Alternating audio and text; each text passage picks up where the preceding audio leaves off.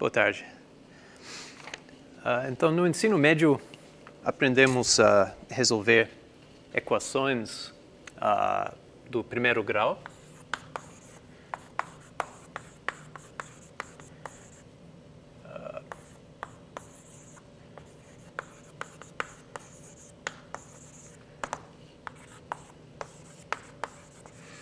Equação do primeiro grau, também conhecida como equação linear, é uma da forma ax mais b igual a zero. E para que não seja trivial, vamos supor que a aqui é diferente de zero. Então temos que ax deve ser igual a menos b. E então dividindo por a, que é diferente de zero, temos que x é igual a menos b sobre a. Esse número aqui é a solução da equação e também chama a raiz desse polinômio do primeiro grau. E, claro, também aprendemos a resolver equações do segundo grau.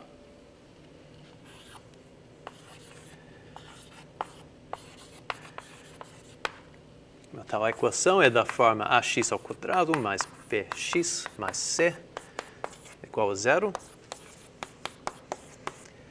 Novamente, vamos supor que a seja diferente de zero, porque se a fosse zero, então esse termo inicial ia desaparecer e teríamos uma equação linear, ou de primeiro grau, que a gente já sabe resolver.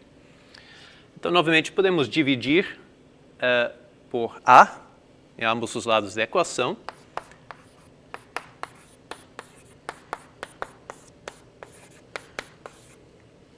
E, às vezes, escrevemos a equação de segundo grau na forma x ao quadrado mais a1x mais a0 igual a zero. E essa forma da equação é equivalente a essa forma. Agora, temos uma estratégia para resolver a equação que chama completar o quadrado.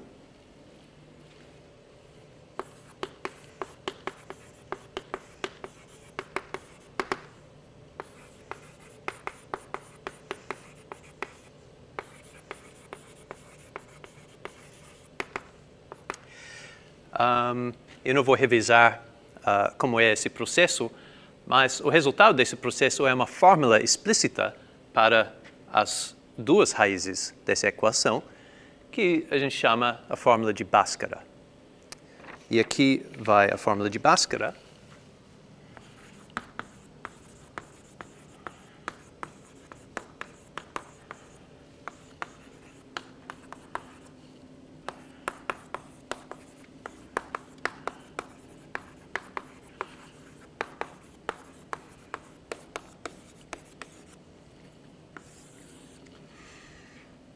E o Bhaskara foi o matemático indiano que escreveu essa fórmula num livro no ano aproximadamente 1150, então muito tempo atrás. E a fórmula diz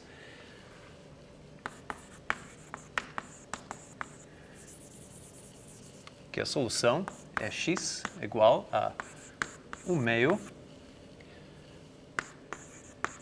menos A1, e que tem duas soluções, e a gente consegue as duas soluções colocando o mais ou menos aqui.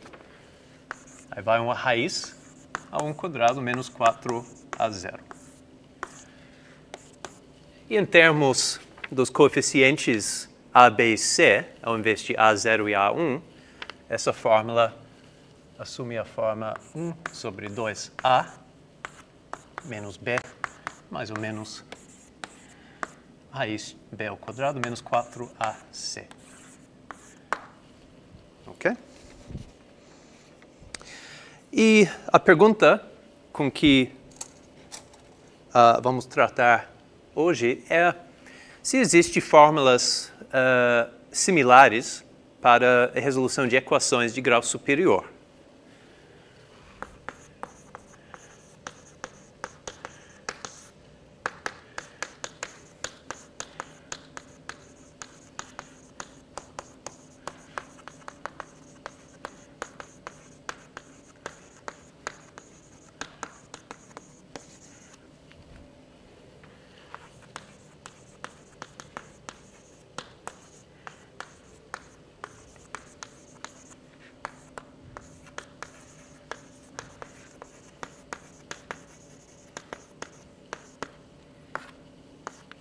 Uma equação do terceiro grau, obviamente, é uma que tem a forma x ao cubo mais a2x ao quadrado, a1x mais a0 igual a 0. E agora uma fórmula parecida, entre aspas, seria, sei lá, uma combinação de símbolos, mais e menos, multiplicação, raízes, talvez raízes quadrados e também raízes cúbicas ou outras, que envolvem como entrada esses números, A0, A1 e A2, e como saída as raízes da equação. Essa é a pergunta. Então, para começar a chegar à resposta a essa pergunta, vamos pensar um pouco mais sobre a estrutura dessa fórmula de Bhaskara, que a gente já conhece.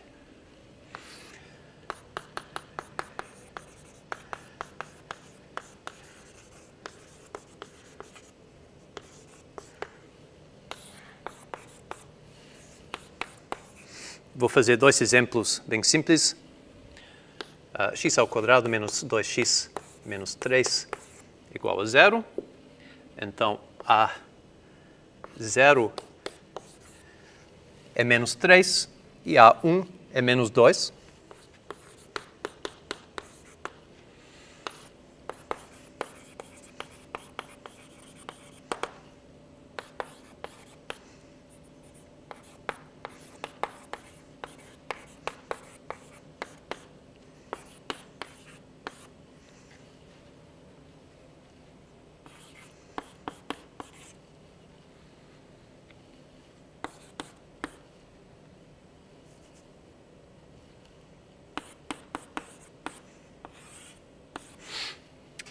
E, em geral, eu vou usar o símbolo R de raiz para representar a saída da fórmula de Bhaskara. E, neste caso, colocando os valores para A0 e A1 na equação, a gente consegue essa expressão que simplifica para... Bem, aqui temos 4 menos 12, que é 16, positivo. A raiz disso é 4. Aí temos 2 mais 4, que é 6, dividido por 2, que dá 3. E a outra resposta é 2 menos 4, que é menos 2, sobre 2, menos 1.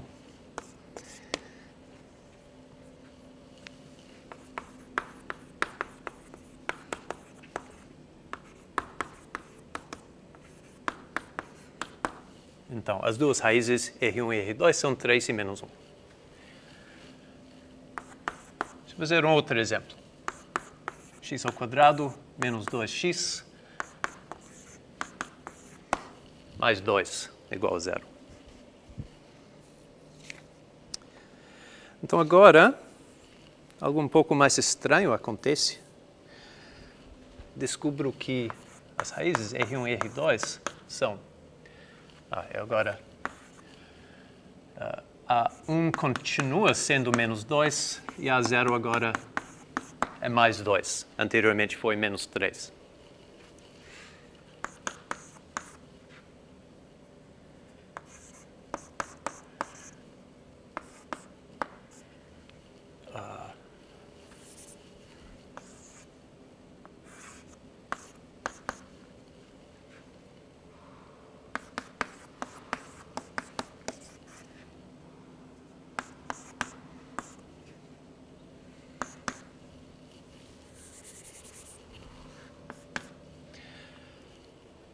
Bem, eu vou tirar um fator comum de 2 aqui e cancelar com esse meio. Tenho 1 mais ou menos a raiz de menos 1. Isso que é meio estranho, especialmente ao vê-lo pela primeira vez, a raiz de um número negativo. E como a gente sabe, o quadrado de qualquer número que a gente conhece, um número real, sempre tem um quadrado que é positivo, ou 0. 0 ao quadrado é 0, 1 quadrado é 1, 2 quadrado é 2, mas também menos 2 quadrado é 4 positivo. E o que pode ser essa raiz de um número negativo? Então, esse é o famoso número imaginário, que é, de certa forma, um número que a gente inventa para ser a solução desse tipo de equação.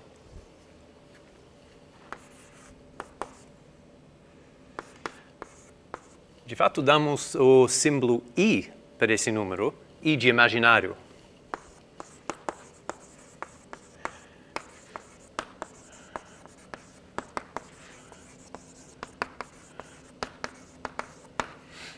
E, de fato, podemos fazer matemática com números imaginários e também combinações de números normais, também chamado de números reais, com números imaginários. Podemos multiplicar, somar, subtrair, dividir, fazer todas as operações normais. E essas combinações de real com imaginário chamam números complexos. Então, a moral aqui é que a fórmula de Bhaskara sempre funciona, só que às vezes a saída é um número complexo, ok?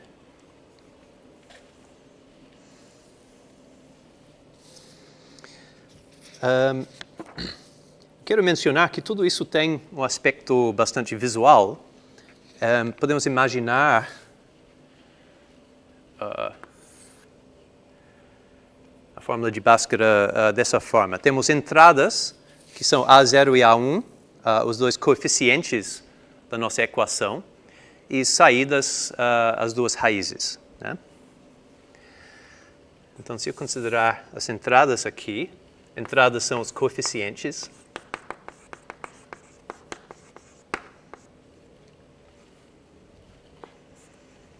E no caso do primeiro exemplo, bem, aqui eu vou desenhar a reta de números reais. 0 no meio, 1, 2, 3, etc. Menos 1, menos 2, menos 3, etc. E no outro lado, a saída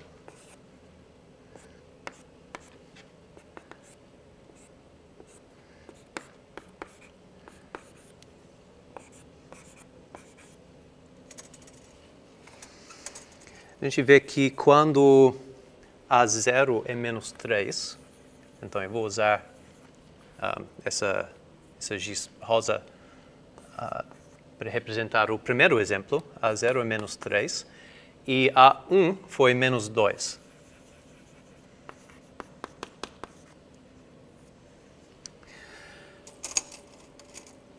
Coeficientes, aqui as raízes. E entre os dois, o processo, imagine isso como uma máquina, um algoritmo, uma fórmula. Nossa fórmula de Bhaskara. A gente viu que as raízes, naquele caso, são 3 e menos 1. Então, 3, vou colocar aqui, uma marca, e menos 1. E agora eu vou usar uma outra cor, verde,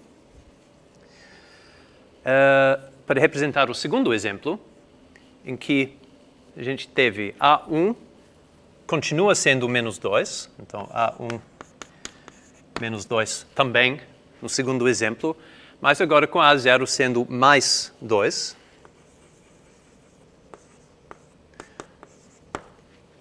E neste caso, as nossas raízes foram 1 mais e menos i.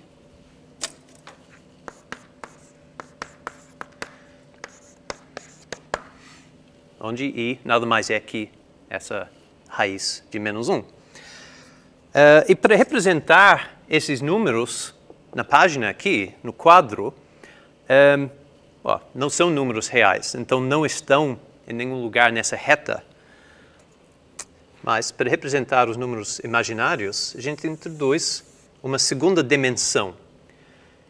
A gente diz que i está aqui em cima da reta real. E aí é como se tivesse uma segunda reta que consiste de todos os números imaginários. Aqui 2 vezes i está aqui em cima e menos i está embaixo, e etc. E 1 mais i nada mais é que o ponto que corresponde à parte real, 1, e parte imaginária, I. Então, novamente, nessa cor verde que estou usando para o segundo exemplo, eu vou colocar uma marca aqui. E temos também a outra raiz, que é um menos I, que está aqui embaixo, ok?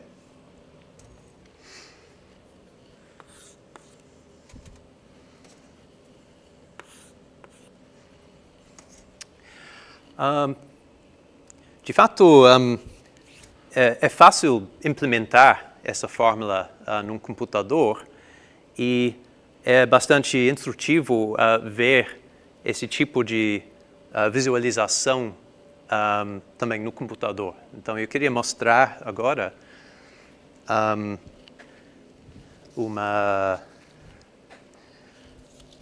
um programa que está disponível na internet, que foi feito pelo matemático Leo Stein. Então, vamos olhar aqui a esse programa. Então, aqui está configurado para representar o caso de grau 2, como a gente vê aqui. E aqui eu coloquei os coeficientes A0 e A1 na configuração do primeiro dos meus exemplos, ok? E como a gente vê, no outro lado, a saída são as duas raízes, que são menos 1 e 3, como eu calculei usando a fórmula de Bhaskara. Agora, podemos clicar numa das raízes, num dos coeficientes, desculpa, e arrastar para uma outra posição, né? Então, vamos pensar no segundo exemplo agora. Lembra que A1 continuou sendo menos 2, mas agora A0 mudou para 2. Então, agora eu estou colocando A0 no ponto 2. E como se vê, as posições das duas raízes agora são 1 mais I e 1 menos I, também como eu calculei usando a fórmula de Bhaskara. Mas o que é legal é que você pode ver como as raízes mexem quando eu vou mexendo a posição dos coeficientes, né? Eu peguei o coeficiente no seu lugar inicial de menos 3 e arrastei para 2, as raízes mexeram também. Aí eu poderia mexer outro coeficiente também, levar num círculo aqui, devolver para a posição inicial, ou mandar esse coeficiente para a posição inicial. E, enfim, é divertido brincar com esse tipo de coisa. Então, deixa eu colocar os coeficientes aqui nas posições do segundo exemplo. E eu queria fazer uma pequena constatação que vai ficar relevante depois. Vou continuar deixando A1 nessa posição de menos 2. Eu vou mexer com a posição de A0. De fato, eu vou arrastar A0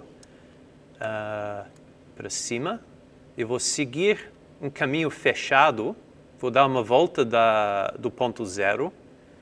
Nesse sentido anti-horário, e voltar para a posição inicial. Então, aqui está.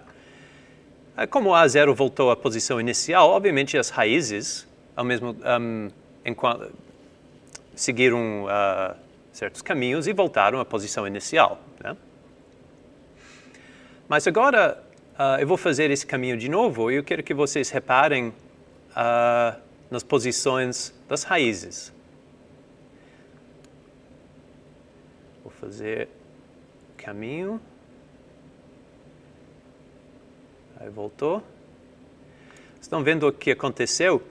É que a raiz de cima desceu, foi para baixo e parou na posição da outra raiz. Enquanto isso, a raiz de baixo subiu e chegou no lugar da primeira. Então, o que aconteceu? Quando A0 deu uma volta completa, cada uma das raízes só deu uma meia volta. O resultado final parece igual à configuração inicial, mas o que aconteceu no enquanto é que cada raiz trocou de posição com a outra. Vou desenhar isso no quadro agora, porque eu queria referir mais a essa constatação.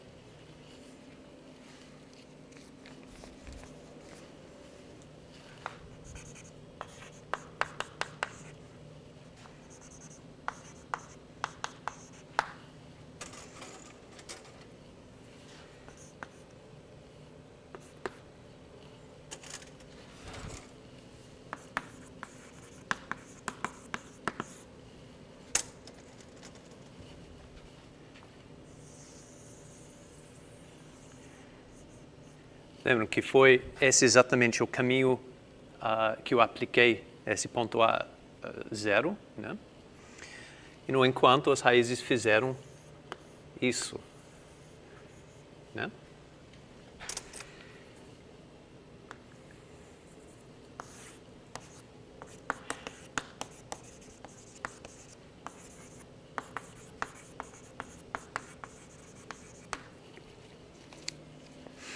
Agora vamos pensar um pouco sobre que tipo de fórmula pode reproduzir esse comportamento.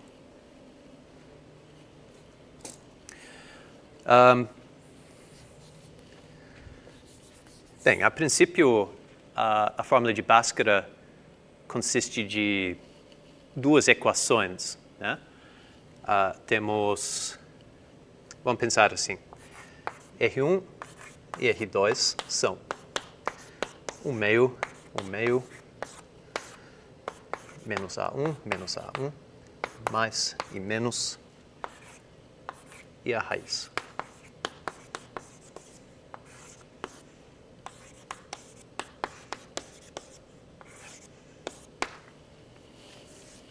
Temos duas entradas, que são, no caso, A0 e A1, e duas saídas, R1 e R2. Só que esse par de fórmulas, de alguma forma, não representa toda a verdade dessa situação. Porque vamos supor que eu chamo essa raiz de cima de R1. Então, não é bem verdade dizer que R1 é sempre dado por essa fórmula com mais aqui. Porque, como a gente acabou de ver, se eu variar as entradas, na verdade, nesse caso, eu deixei A1 fixo, eu só variei uma das entradas, A0, mas, de todo modo, eu variei as entradas. Eu deixei as entradas voltar para a posição inicial, então são exatamente as mesmas entradas. Então, uma fórmula assim deveria ter a mesma saída, certo? Se dá a mesma entrada, deve ter a mesma saída. Só que não, né? R1, ao final desse processo, R1 foi para o que teria que ser R2, enquanto R2 foi para R1. Então, temos duas fórmulas e temos duas raízes, mas não é possível dizer que essa raiz corresponde a essa fórmula e essa outra raiz corresponde a essa outra fórmula. As duas raízes são juntas e misturadas, e a qualquer momento as duas fórmulas representam as duas raízes, mas só dessa maneira global. Então, seria melhor representar isso assim. Eu vou dizer que tenho as entradas A0 e A1, e eles entram nessas duas fórmulas, e as duas saídas dão R1 e R2, e não é possível dizer qual é qual. Ok? Então, eu vou dar um nome a esse tipo de fórmula, e eu vou chamar uma fórmula assim de fórmula ramificada, né? Porque tem vários ramos, mas no final conseguimos todas as respostas, todas as raízes da nossa equação.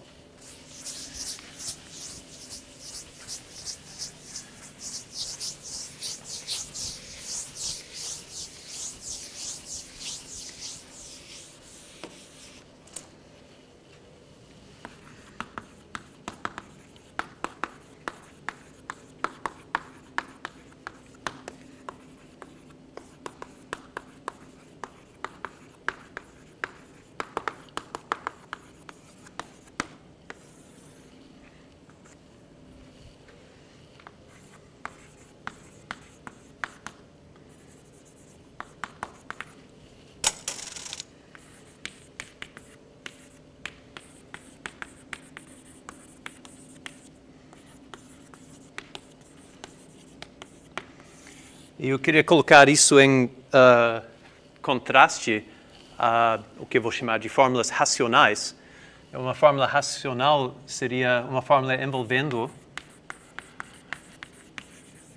só as operações básicas de mais, menos, multiplicação, divisão. E podemos aplicar essas operações em qualquer combinação às entradas da nossa fórmula. Eu vou chamar tal coisa de fórmula racional.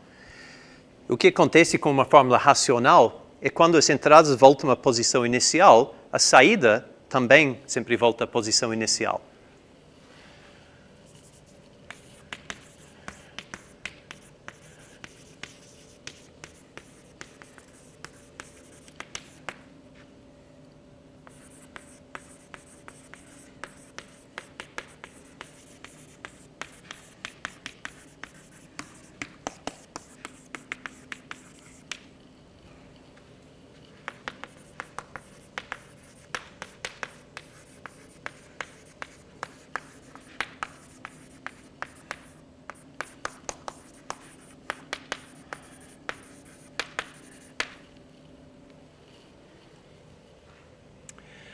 E a constatação,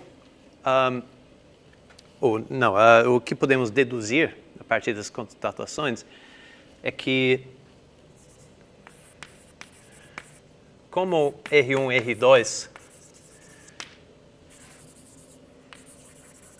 nem sempre voltam à posição inicial,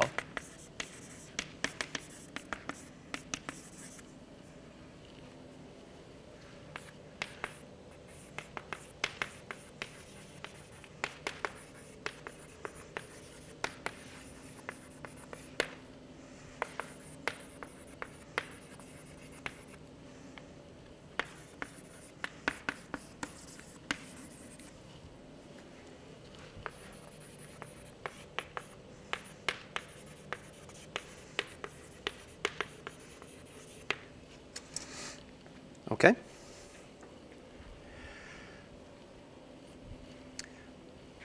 Se existisse uma fórmula racional para as duas raízes da equação de segundo grau, então, porque tal fórmula tem essa propriedade que quando as entradas voltam à posição inicial, as raízes também, o fato que isso não acontece, como a gente observou, significa que não pode existir uma fórmula racional para essas raízes. E, de fato, Bhaskara visivelmente não é dessa forma, porque envolve uma raiz, além das operações básicas. Okay? Então, agora eu queria introduzir um tipo de hierarquia de tipos de fórmula. Né? Então, aqui, nesse canto, tenho as fórmulas racionais, é o tipo mais restrito de fórmula.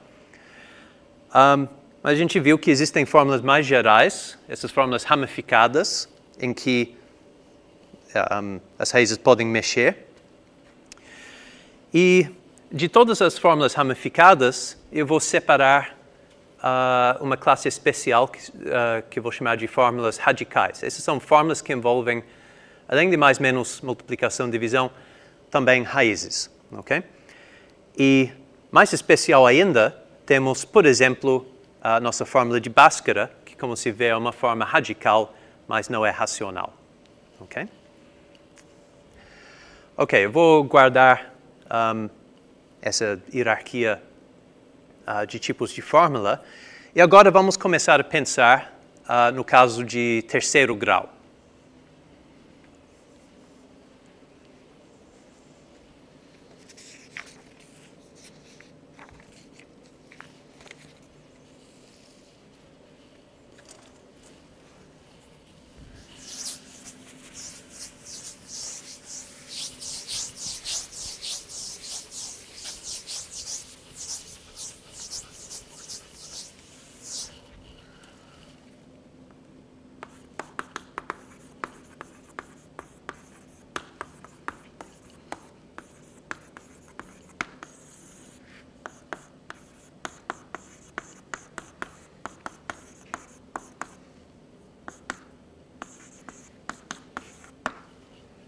Okay? E vou fazer o mesmo tipo de desenho que antes.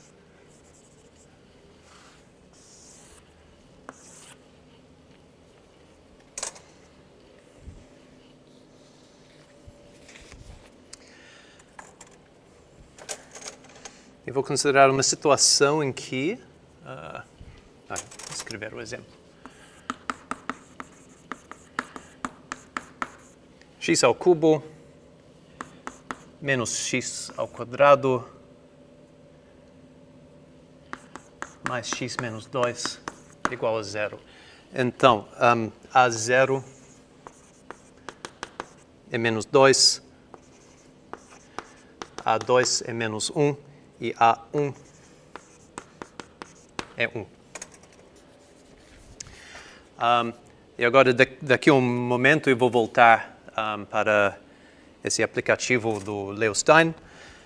E a gente vai ver que tem 3 raízes, né? E isso em si não é uma surpresa. Uma equação do primeiro grau tem uma raiz, do segundo grau, 2 raízes, terceiro grau, 3 raízes. Neste caso, a gente vai ver que as raízes estão localizadas aqui, aqui e aqui, tá? Então, R1, R2, R3. Raízes da equação. Ok, agora vamos ao computador.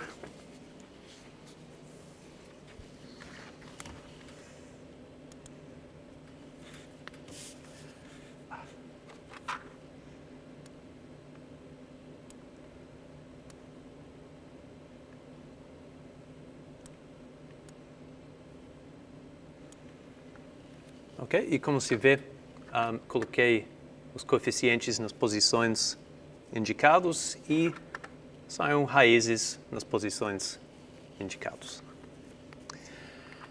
Ok, então agora vou considerar, por exemplo, eu vou mexer com A0, vou levar A0 ao longo de um caminho sentido anti-horário, voltando à posição inicial. Eu vou fazer novamente e reparem nas posições das 3 raízes. Ups. De novo. Estão vendo que as raízes também seguiram caminho sentido anti-horário, mas cada uma das raízes deu só um terço de uma volta, certo? Eu vou fazer um outro processo agora, e depois eu vou voltar ao quadro e fazer uns desenhos. Vou pegar A2 e eu vou levar A2 ao longo desse caminho aqui. Você viu que a raiz de cima, mais ou menos não mexeu. Mexeu um pouco, mas voltou à posição inicial. Mas as 2 raízes de baixo trocaram de lugar. Ok? Então, eu vou voltar ao quadro.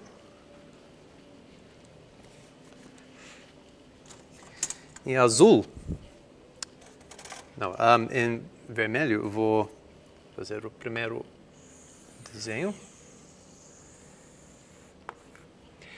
E para distinguir, eu vou dar o nome A esse processo, esse caminho, né? E no enquanto, o que aconteceu com as raízes foi isso, né? E agora em azul, vou chamar de B. O outro caminho que eu fiz, lembra que eu peguei A2 e eu fiz um caminho assim. Então isso eu vou chamar de B.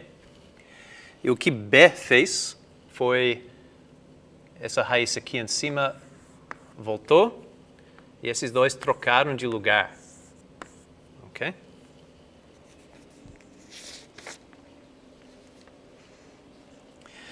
Então, aconteceu algo similar ao caso de grau 2, mas mais complicado. Agora podemos permutar as raízes num ciclo, ou podemos manter um fixo e trocar a posição dos outros. E outros caminhos vão ter outros resultados também.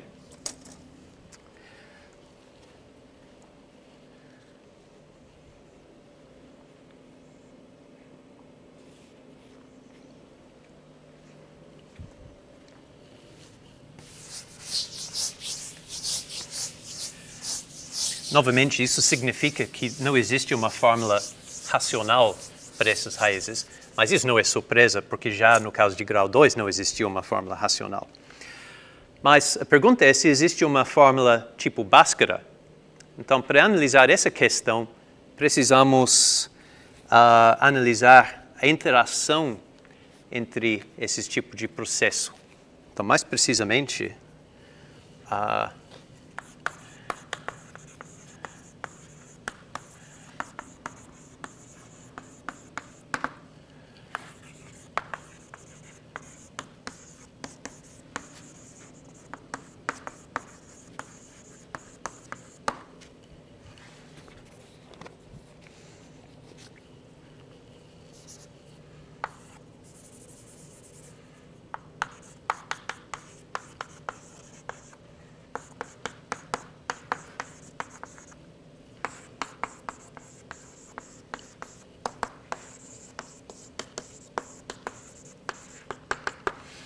eu vou introduzir um pouco de notação.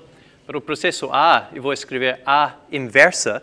Isso significa o processo que é desfazer A, ok? E similar para B. Então, por exemplo, num sentido muito geral, eu poderia pegar A sendo o processo... vamos dizer que A é tirar os sapatos. Ok? E B, tirar as meias. E então temos A inversa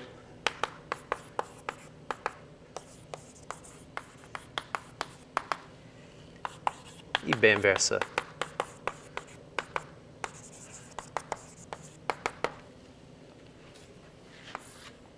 Uma construção importante que eu quero mencionar aqui é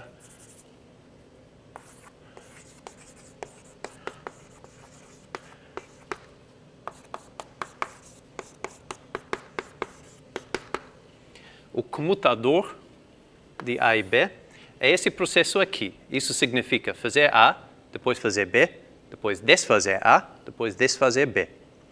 Agora, você pode pensar, parece um paradoxo, como que isso pode ser diferente de não fazer nada? Né? Fazer A, fazer B, desfazer A, desfazer B. Então, não fazer nada, isso também tem um nome na matemática, chamamos isso de I.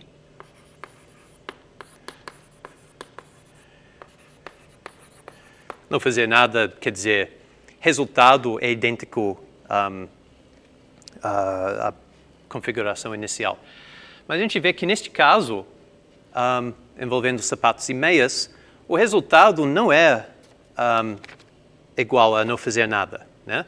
Por exemplo, se eu aplico essas operações, eu tiro os meus sapatos, depois eu tiro as meias, okay? Agora eu estou descalço. Depois eu vou colocar, ou pôr os sapatos e depois pôr as meias.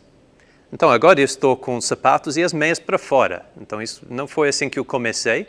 Então o resultado, com certeza, não é a mesma coisa a não fazer nada. Então não temos igualdade aqui.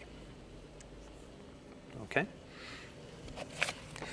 Igualmente, para A e B sendo os caminhos que eu desenhei anteriormente, podemos considerar a combinação, o comutador, de fazer A, fazer B, depois desfazer A e desfazer B. Deixa eu fazer essa conta rapidinho.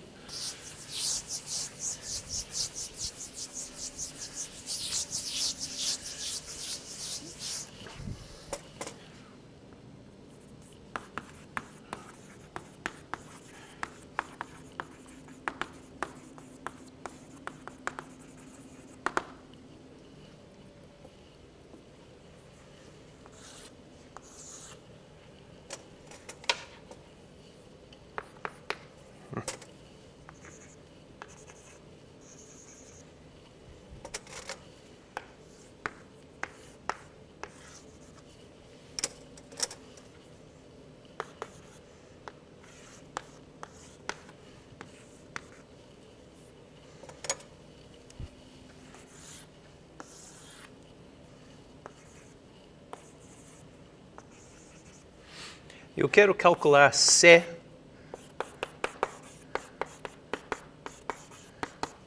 que é AB, A inversa, B inversa. Então, vamos fazendo. C vai fazer o quê? Vai começar com esse ponto. O que vai acontecer? Primeiro fazer A, então foi aqui. Depois fazer B, aí paramos aqui. Depois desfazer A. Bem, A é essa seta aqui, mas desfazer A significa vai no sentido contrário, aí paramos aqui. Depois desfazer B, paramos aqui novamente. Então, o resultado mandou esse ponto para esse ponto. Ok? Vamos continuar. Vamos pegar esse ponto e ver onde para. Começo com esse ponto, aplico A, vai aqui. Depois B, fica no mesmo lugar. Depois desfazer A, vai aqui. Depois desfazer B e para aqui. E, finalmente, esse ponto, dá para imaginar, né? Vai parar lá. Vamos confirmar. Começando aqui, fazendo A, vai aqui. B, volta. Desfazer A, vai aqui. E desfazer B. Bem, B não faz nada nesse ponto, então parou lá. E é isso. Ok? Então, o comutador desse A e B específico essa é outra operação que eu estou chamando de C.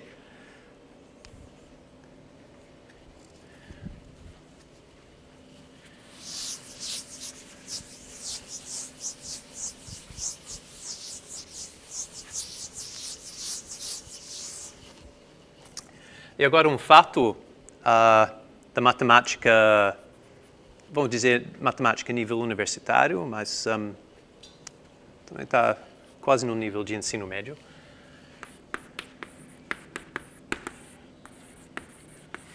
Uma fórmula, vamos dizer tipo Bhaskara,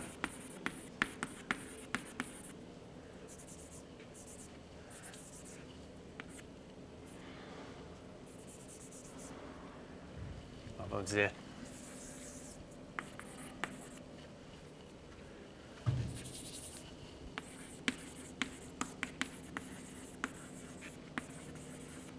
comutadores não mexem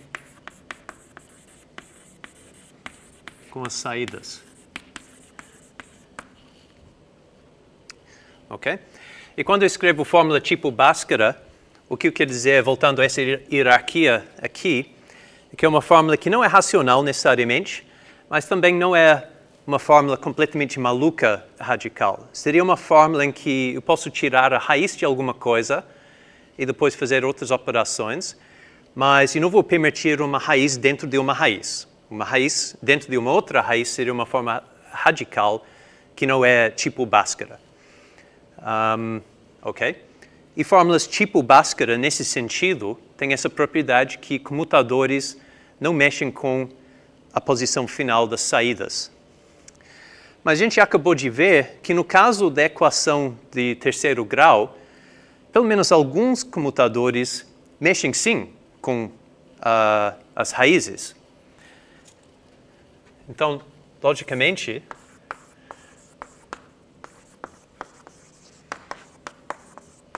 raízes de terceiro grau não possuem uma fórmula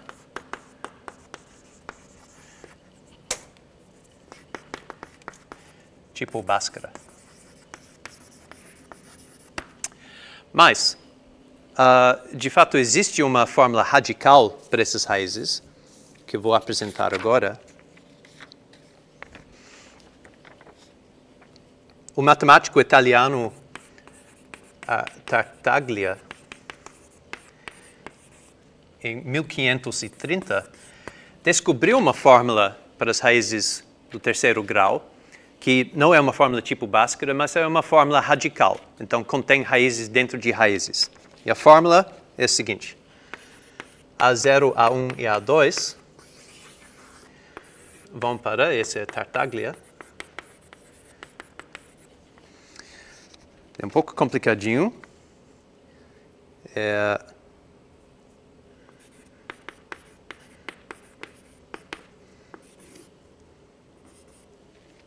raiz cúbica, 1/2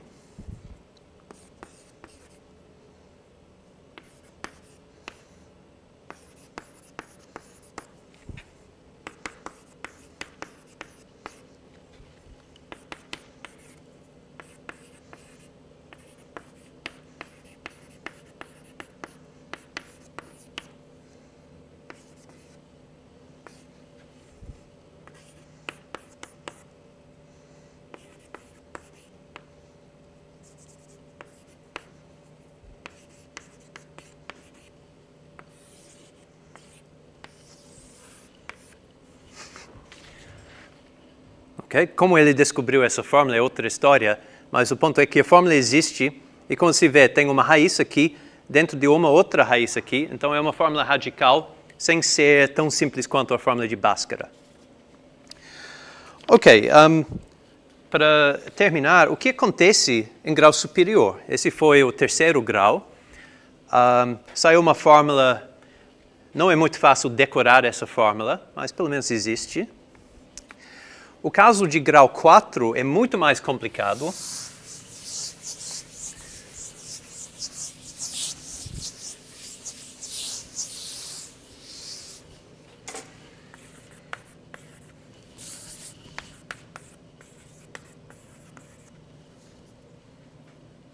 E isso foi resolvido por outro matemático italiano chamado Ferrari.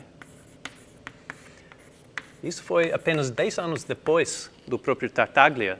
Aí já esse outro cara descobriu o caso de grau 4. Eu não posso escrever a fórmula porque é extremamente grande, mas eu posso dizer que envolve raízes de coisas e raízes e outras coisas e raízes. Então tem não apenas raízes de raízes, mas raízes de raízes de raízes. E isso também corresponde à estrutura dos comutadores. Se você imagina agora 4 raízes no plano e se imagina uma operação, um processo nos coeficientes que permuta as posições das raízes. Por exemplo, pode ser isso e, sei lá, deixar outra raiz fixo. Quantas maneiras tem de mexer assim com as raízes, de permutar as raízes? Então, tem, na verdade, 24 tais permutações.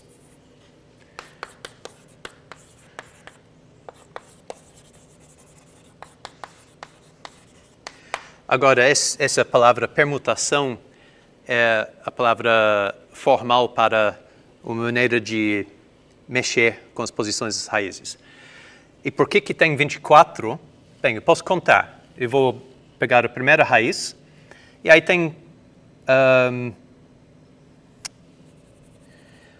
4 lugares em que essa raiz pode parar, né? Pode voltar para si próprio, ou pode ir para lá, ou para lá, ou para lá. Então, essas são 4 possibilidades. Agora eu sei onde essa raiz foi, mas agora a segunda pode ir ou para si, ou para lá, ou para lá. Essas 3 possibilidades. Então, tem que multiplicar as possibilidades.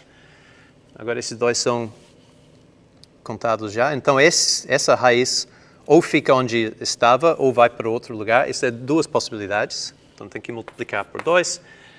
E, finalmente, o último não tem escolha, tem que ir para o único lugar livre. Esse produto, 4, 3, 2 e 1, dá 24. Então, temos todas as permutações. Tem 24. E agora fazemos comutadores.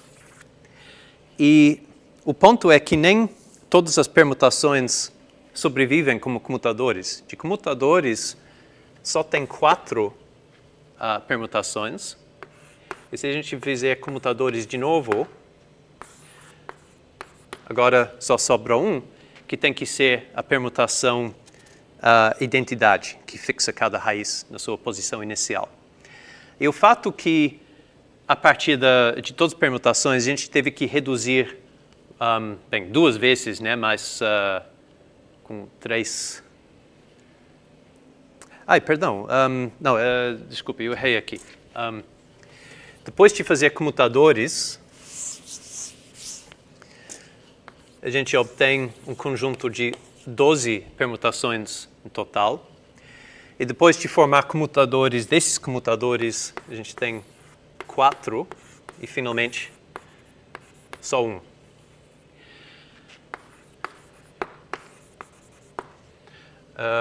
No caso de 3 raízes do terceiro grau, a gente começou com 6 permutações, porque 6 é 3 vezes 2 vezes 1. E depois de comutadores, isso foi reduzido para 3 e, finalmente, para 1. E o fato que a gente precisava fazer comutadores 2 vezes, no fundo, é a razão para que a fórmula de Tartaglia tem raízes dentro de raízes. O fato que a gente precisava fazer 3 vezes comutadores explica por que a fórmula de Ferrari tem raízes dentro de raízes dentro de raízes. E agora, finalmente, o que acontece no quinto grau?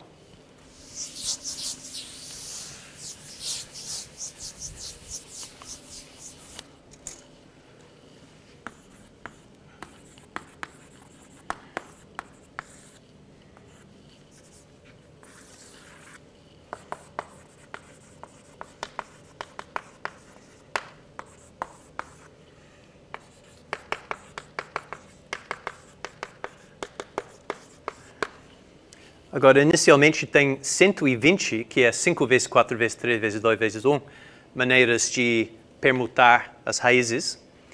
E ao fazer comutadores dessas permutações, a gente obtém a metade, que são 60. Depois fazemos comutadores de novo. E uma surpresa, a gente alcança o mesmo conjunto de 60 permutações e, ao fazer comutadores de novo, vai permanecer sendo os mesmos 60.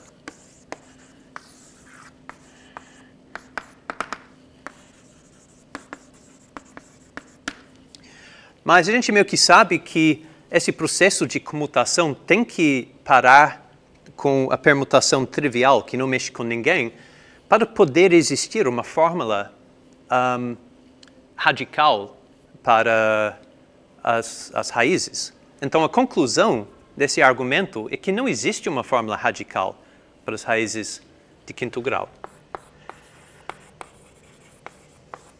Esse tipo de argumentação foi feito pela primeira vez por 2 matemáticos, um norueguês chamado Abel e um francês chamado Galois, por volta de 1820. O resultado deles é que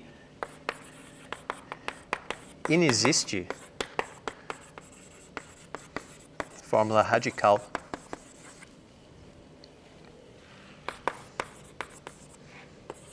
para as raízes da equação